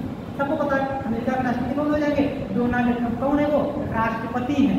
ठीक है, अमेरिका का कभी प्रधानमंत्री का नाम आता है कि अमेरिका के प्रधानमंत्री भारत की यात्रा पे? पता नहीं, शायद कोई होगा कि नहीं होगा। ठीक है, ये भी क्लियर नहीं। दूसरा, रूस के राष्ट्रपति व्लादिमीर पुतिन। ठीक, सामान्यतः बाहर में कोई प्रधानमंत्री का नाम सुना है कि रूस के प्रधानमंत्री? नहीं सुना होगा सामान्यतः। ठीक है, मतलब ये लोग कौन है? ये लोग राष्ट्रपति। चीन के राष्ट्रपति शी जिनपिंग। ठीक, ऐसे अगर देखें इजराइल के प्रधानमंत्री बेंजामिन नेतन्याहू, वो कौन है? प्रधानमंत्री। वो हमेशा लंदन बने रहते हैं, ये लोग लंदन बने रहते हैं। हमारे यहाँ से कौन? प्रधानमंत्री नरेंद्र मोदी। सामान्यतः कौन लंदन में रहते हैं? प्रधानमंत्री रहते हैं। अगर 10 लोगों को उठाओगे, उनसे पूछोगे क्या मोदी जी को जानते हो? हाँ जानते हैं। उनसे कहोगे द्रौपदी मुर्मू को जानते हो? मतलब क्या है कि राष्ट्रपति हमारे यहाँ सामान्यतः चर्चा में नहीं रहती। समझ रहे? क्यों? क्योंकि सारी की सारी शक्तियाँ हमारे पास किसके पास हैं? प्रधानमंत्री के पास। लेकिन अगर अमेरिका, रूस या फिर चाइना यहाँ की बात करें तो यहाँ की सारी शक्तियाँ किसके पास हैं? समझ रहे? मतलब जो चर्चा में है उसी के पास तो शक्तियाँ होंगी, जिसके पास शक्तियाँ नहीं वो सामान्यतः चर्चा में नहीं होगी। तो ऐसी शासन प्रणाली जहाँ पर शक्तियों का, ऐसी शासन प्रणाली जहाँ पर शक्तियों का वास्तविक प्रमुख, जहाँ पर शक्तियों का वास्तविक प्रमुख कौन होगा? Head of state. उसको क्या कहते हैं? अध्यक्षीय शासन प्रणाली। जैसे अगर अमेरिका की बात करें तो वास्तविक शक्तियाँ किसके पास हैं? वहाँ के हेड ऑफ स्टेट मतलब राष्ट्रपति को प्राप्त है। अमेरिका की शासन प्रणाली कैसी होगी? अध्यक्षीय शासन प्रणाली। दूसरा संसदीय शासन प्रणाली करते हैं ऐसी शासन प्रणाली जहाँ पर शक्तियों का वास्तविक प्रमुख, शक्तियों का वास्तविक प्रमुख हेड ऑफ गवर्नमेंट होता है। हेड ऑफ गवर्नमेंट कौन हो गया? प्रधानमंत्री हो गया। तो जहाँ पर शक्तियों का हेड प्रमुख जो होता है, हेड ऑफ गवर्नमेंट होता है, उसको क्या कहेंगे? संसदीय शासन प्रणाली। तो भारत में कौन चर्चा में रहता है? प्रधानमंत्री या राष्ट्रपति? प्रधानमंत्री चर्चा में रहते हैं। तो भारत की शासन प्रणाली कैसी होगी? संसदीय। अमेरिका की शासन प्रणाली कैसी होगी? अध्यक्षीय। तो न्यूज़पेपर पढ़ते हैं? न्यूज़पेपर पढ़ते नहीं पढ़ते? पढ़ते हैं। और जो नहीं पढ़ते हैं वो पढ़ने की आदत जरूर कर देते हैं। ठीक है, न्यूज़पेपर डेली पढ़ो, चाहे थोड़ी देर के लिए पढ़ो। स्टार्टिंग में तो समझे नहीं आएगा कि क्या पढ़ें क्या ना पढ़ें। सोचेंगे कि अच्छा जैसे पढ़ने उठे, चौथा पढ़ना खोला और पढ़ा यहाँ डिग्री कॉलेज चौराहे पर आज ऐसी घटना हुई, नोट करने से पता लगे यूपीएससी पूछ लिया गया। मतलब ये है स्टार्टिंग में आपको यही नहीं समझ में आएगा कि कौन सा इंपॉर्टेंट है कौन सा इंपॉर्टेंट नहीं है। लेकिन धीरे धीरे सीखोगे, पढ़ने की हैबिट में लेके आएंगे उसको, तो आप खुद समझ जाएंगे कि कौन सा हमारे लिए इंपॉर्टेंट है कौन सा इंपॉर्टेंट नहीं है। दो काम जरूर करो, एक तो न्यूज़पेपर पढ़ो, ठीक है, न्यूज़पेपर डेली पढ़ो। दूसरा काम ये आपको करना है कि अभी जो स्टार्टिंग है, जैसे जैसे थोड़ा सा समय गुजर जाए वैसे वैसे आप पुराने साल के पेपर उठा के देखा, पुराने साल के पेपर उठा के देखोगे, क्वेश्चन का एक पैटर्न समझ में आएगा कि किस तरीके से क्वेश्चन आंसर बनते हैं, किस तरीके से नहीं बनते। और खासकर लेटेस्ट के जो एग्जाम हुआ, जैसे मान लीजिए आपको बस यूपीएससी देना है, तो पिछले 2-4 साल के अगर क्वेश्चन उठा के देख लोगे आप पैटर्न समझ जाओगे कि किस तरीके से क्वेश्चन बनते हैं, किस तरीके से क्वेश्चन नहीं बनते। तो ये प्रोग्राम जरूर करोगे, धीरे धीरे करके हैबिट बनाओ। ये ऐसा नहीं कि बस आज स्टार्ट किया, आज घर पे जब बस एकदम 18 घंटे हटना नहीं है, पता ही नहीं लिमिट। मतलब ये है कि टाइम की ये नहीं कि ना एकदम 18 घंटे घड़ी एकदम टाइमर लगा दिया और जैसे 18 घंटे आप किताब पढ़ लो, ऐसे नहीं। ठीक है, 6 घंटे का समय है 6 घंटे पढ़ो, 8 घंटे का समय है 8 घंटे पढ़ो, जैसे ड्यूटी में पढ़ो मन लगाए। ठीक है, क्वांटिटी नहीं क्वालिटी पे फोकस करो। तो 18 घंटे कापा बोल देते ना, मैं 18 घंटे पढ़ता था, कोई नहीं पढ़ता था 18 घंटे। ठीक है, पढ़ ही नहीं पाएगा। अगर यदि ना हो तो उठा के दे लेना, जैसे मन लगा ऐसे खाली किताब खोल के बैठे हो तो 24 घंटा मन लगा के पढ़ोगे तो दिमाग की छुट्टी होती है 6 घंटा 8 घंटा 10 घंटा पर्याप्त होता है, ठीक है। इतना पढ़ लो लेकिन मन लगा के। तो न्यूज़पेपर पढ़ने की आदत डालो, न्यूज़पेपर पढ़ने की आदत डालोगे आपको दुनिया भर की जानकारी होती रहेगी। आपको ये पता रहेगा कि कौन से देश के राष्ट्रपति चर्चा में है, कौन से देश के प्रधानमंत्री चर्चा में। अगर सामान्यतः किसी देश के राष्ट्रपति का नाम आता है, प्रधानमंत्री का बात ये उस देश के नाम नहीं आता है, तो अपने आप आपके दिमाग में जाना चाहिए उस देश की शासन प्रणाली कैसी है, अध्यक्षीय है। अगर उस देश जैसे पता लगे ऐसे करके आपने न्यूज़ में पढ़ा तो क्वेश्चन आया कि इजराइल के प्रधानमंत्री बेंजामिन नेतन्याहू ने संयुक्त राष्ट्र संघ में भारत का समर्थन किया, तो तुरंत दिमाग में जाना चाहिए कि हाँ संयुक्त इजराइल के प्रधानमंत्री, मतलब इजराइल में कौन सी शासन प्रणाली है, संसदीय शासन प्रणाली। या फिर क्वेश्चन आ जाए कि चीन के राष्ट्रपति ने शी जिनपिंग ने संयुक्त राष्ट्र संघ में वीटो शक्ति का प्रयोग करके भारत के लिए बाधा बनने का काम किया। मतलब चीन के राष्ट्रपति ने चीन में किया था, लेकिन बाद में चीन के राष्ट्रपति शब्द अगर आया तो मतलब क्या हो गया, राष्ट्रपति चर्चा में आ गए, कौन सी शासन प्रणाली होगी, अध्यक्षीय। तो पहला पॉइंट ध्यान रखो कि जहाँ पर शक्तियों का वास्तविक रूप हेड ऑफ स्टेट होता है वहाँ की शासन प्रणाली कैसी हो जाएगी, अध्यक्षीय। और जहाँ पर शक्तियों का वास्तविक रूप हेड ऑफ गवर्नमेंट होता है वहाँ पर कौन सी शासन प्रणाली हो जाएगी, संसदीय। यहाँ तक क्लियर। और आगे देखो, संसदीय शासन प्रणाली में जितने भी मंत्री होते हैं, ये सब के सब कहाँ से आते हैं, विधायिका से आते हैं। विधायिका का मतलब ये हो गया कि हमारी केंद्र सरकार के जितने भी मंत्री हैं, करीब मैक्सिमम 80-81 मंत्री हो सकते हैं, जितने भी मंत्री हैं वो सब के सब संसद के सदस्य होंगे, चाहे लोकसभा के हों चाहे राज्यसभा के हों। इसका अपवाद ये होता है कि कोई भी मंत्री अधिकतम 6 माह तक बिना संसद का सदस्य रहे मंत्री रह सकता है, लेकिन 6 महीने के अंदर उसे संसद का सदस्य बनना पड़ेगा।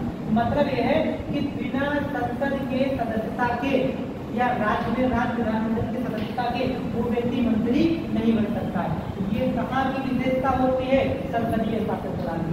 मतलब ये है कि अगर भारत के राष्ट्रपति चाहे कि किसी एक खास पर्टिकुलर किसी व्यक्ति को उन्हें लगता है कि ये व्यक्ति बहुत योग्य है, इनको क्या करते हैं, इनको अपना रक्षा मंत्री बना दे, ये जो संसद का सदस्य नहीं है, बना सकते हैं, नहीं बना सकते, ठीक है। तब बना सकते हैं जब वो संसद का सदस्य बन सके, तब बना सकते हैं, अन्यथा उसको मंत्री नहीं बना सकते। अब बात बची है कि 6 महीने तक रख सकते हैं, 6 महीने के अंदर उनको क्या करना पड़ेगा, संसद का सदस्य बनाना पड़ेगा। लेकिन अगर यहाँ पर अगर बात करें तो यहाँ पर जितने भी मंत्री होते हैं, मंत्री का मतलब हो गया कार्यपालिका, कार्यपालिका के जो सदस्य होते हैं ये क्या होते हैं, ये विधायिका से बाहर के व्यक्ति को भी मंत्री बनाया जा सकता है। जैसे मान लिया अमेरिका के राष्ट्रपति डोनाल्ड ट्रंप, उनको लगता है, अभी देखा कि एलन मस्क जो है उनको एक विभाग बनाया था, जॉब करके कोई विभाग था, उस विभाग का एक हेड बनाया गया था। एलन मस्क नाम सुना है, एलन मस्क स्पेसएक्स कंपनी के मालिक है, विश्व के सबसे बड़े आदमी थे, थोड़ा इसके पास चले जाएगा हमारी तो इनको बनाया गया था, ये मंत्री ही थे एक प्रकार के, तो ये संसद के सदस्य नहीं थे बाहर के, वहाँ पर बना सकते हैं।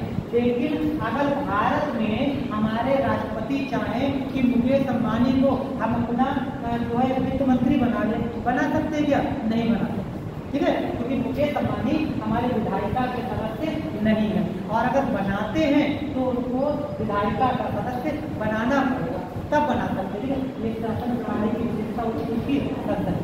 और एक इसमें विशेषता ये होती है कि इस वाली शासन प्रणाली में जितने भी मंत्री होते हैं ये किसी भी संसद के अंग के प्रति जिम्मेदार नहीं होते। मतलब यहाँ पर जो मंत्री होते हैं ये संसद के प्रति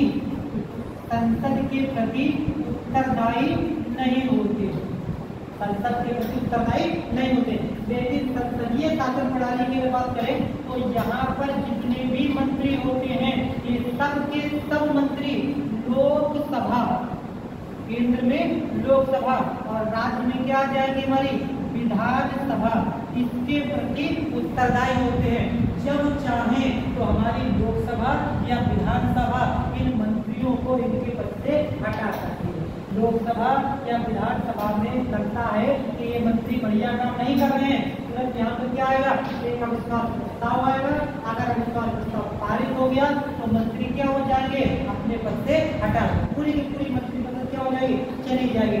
इसका एक एग्जाम्पल मिल जाएगा, सुनते भी होंगे कि अटल बिहारी वाजपेयी की सरकार एक वोट से गिर गई। सुनते वो क्या हुआ, ये बोला उनके विपक्ष में एक वोट ज्यादा हो गया, पक्ष में वोट कम रह गया, लोकसभा में आया विश्वास प्रस्ताव उनके विपक्ष में पारित हो गया, पूरी की पूरी मंत्रिपरिषद क्या हो गई, चली गई। लेकिन यहाँ पर ऐसा नहीं होता है। अब देखिए शासन प्रणाली का एक पॉइंट, शक्तियों का वास्तविक रूप कौन होता है, head of state. Head of state का मतलब हो गया राष्ट्रपति। दूसरा यहाँ पर ये होता है कि यहाँ पर कार्यपालिका विधायिका से बाहर से भी आ सकती है, मतलब जितने भी मंत्री हैं कोई जरूरी नहीं है कि वो मंत्री हमारी संसद के सदस्य हों, संसद से बाहर के भी आ सकते हैं। तीसरा पॉइंट, यहाँ पर जितने भी मंत्री होते हैं वो संसद के प्रति उत्तरदायी नहीं होते सामूहिक रूप से। लेकिन यहाँ की बात करें संसदीय शासन प्रणाली की, तो यहाँ पर शक्तियों का वास्तविक रूप कौन होता है, head of government. Head of government का मतलब हो गया सामान्यतः प्रधानमंत्री। मंत्री हमारी विधायिका में से ही आते हैं। तीसरा पॉइंट, मंत्री लोकसभा या फिर राज्य में विधानसभा के प्रति सामूहिक रूप से उत्तरदायी होते हैं। ये हमारी किसकी विशेषता हो जाती है, अब देखिए और संसदीय शासन। क्लियर की बात है। अगला पॉइंट क्या लिख लो, एडीसी का भी डालो, ऐसा कर लो। शासन प्रणाली का अन्य प्रकार, शासन प्रणाली का एक अन्य प्रकार, और एक लिखो अध्यक्षीय और दूसरी को लिखो संसदीय। ऐसे करके डालो, वो नाम समझना बोल के जाना। एक लिखो अध्यक्षीय शासन प्रणाली और दूसरी लिखो संसदीय शासन प्रणाली।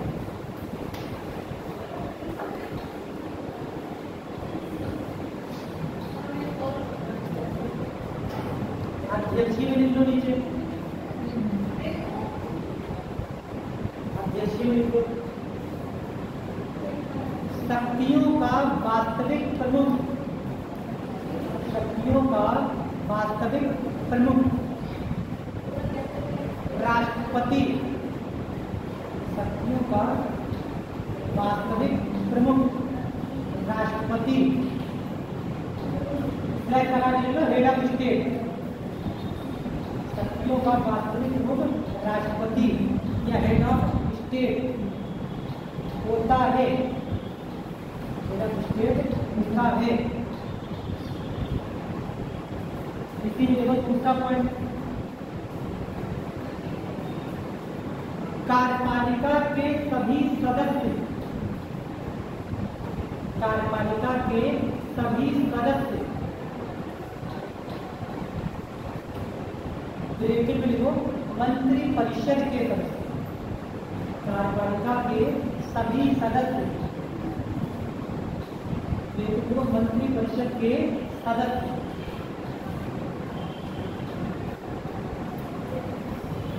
विधायिका के बाहर से भी हो सकते हैं, विधायिका के बाहर से भी हो सकते हैं।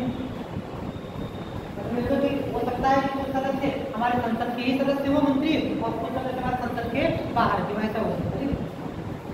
तीसरा पॉइंट, सभी मंत्री, सभी मंत्री, मंत्री संसद के प्रति, मंत्री संसद के प्रति उत्तरदायी नहीं होते, मंत्री संसद के प्रति उत्तरदायी नहीं होते। अगला पॉइंट, आगे इधर देखो संसदीय शासन प्रणाली, ये सब देखिए देखो संसदीय शासन प्रणाली। संसदीय में पहला पॉइंट देखो शक्तियों का वास्तविक प्रमुख, शक्तियों का वास्तविक प्रमुख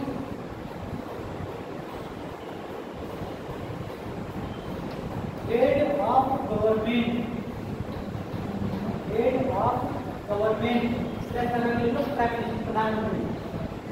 हेड ऑफ गवर्नमेंट या फिर प्रधानमंत्री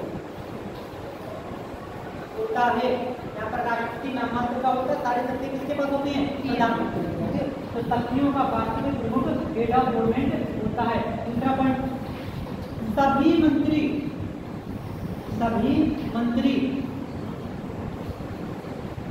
अनिवार्य रूप से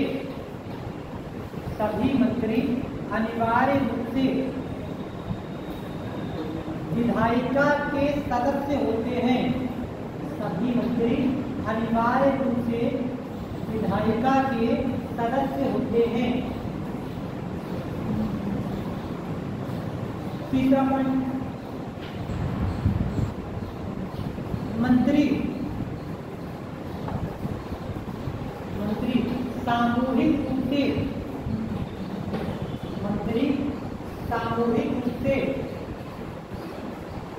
लोकसभा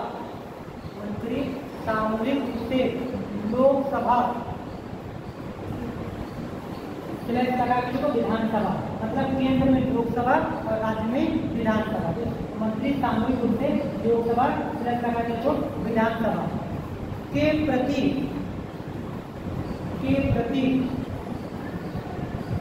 उत्तरदायी होते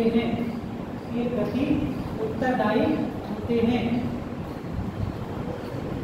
ठीक है, ये हमारे हो गए शासन प्रणाली के कुछ प्रकार कुछ तरीके हो गए। अभी और इसमें बचा हुआ है, इसको हम लोग अगली क्लास में कंटिन्यू करेंगे। यहाँ तक कि कोई डाउट किसी तरीके का, किसी को अगर कोई डाउट हो, ठीक है, तो इसके बाद में पूछ जाएगा। अगर किसी को कोई डाउट हो तो पूछ सकता है।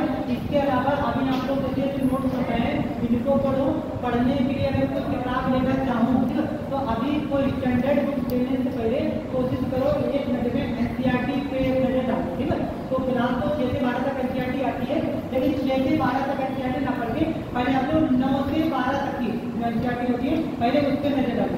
उसके बाद भी अगर आपको जरूरत लगे तो 9 से पीछे रहना, मेरे ख्याल से 9 से पीछे आने की जरूरत नहीं पड़ेगी। 9 से 12 तक की एनसीईआरटी जो हमारी पॉलिटिकल साइंस की है, सारी एनसीईआरटी को पढ़ सकते हैं।